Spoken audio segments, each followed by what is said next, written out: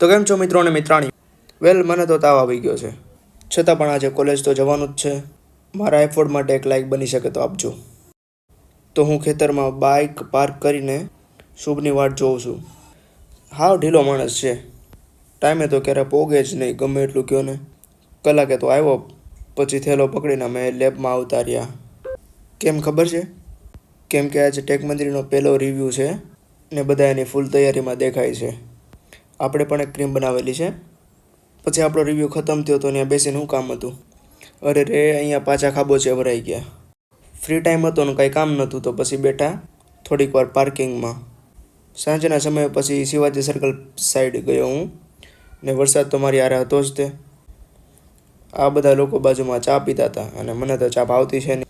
મેં તો એને જોયા ખાલી. ને પછી હું આવતો રહ્યો ગરબા ક્લાસે.